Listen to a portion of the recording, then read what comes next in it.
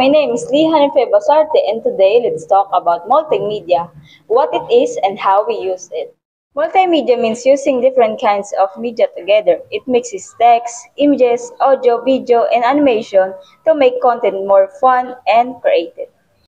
Let's start with text. It gives us words like titles, caption, messages. I use text in my projects to explain clearly. The poster I created titled Ngiting Mabigat May Lakas sa Pagtanggap, and also I use pop-up text to emphasize important lines. Next is images. Picture helps us understand faster. I use them to show ideas, emotion, and design. I featured the two actresses in the poster to show their emotion and story. The title Ngiting Mabigat is placed clearly to highlight the message. Audio means sounds like voice, background music, or effects. It makes video and presentation more interesting.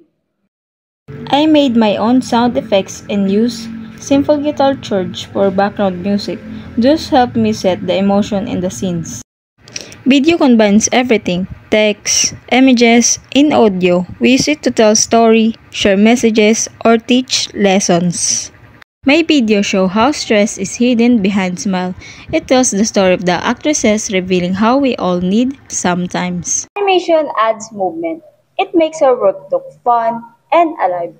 It's also useful when we want to explain things that are hard to understand or too dangerous to show in real life, like disasters.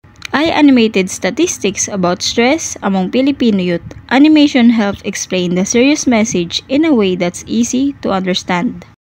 Multimedia is all around us, in school, social media, and the content we create. It helps us learn better, express idea, and be creative.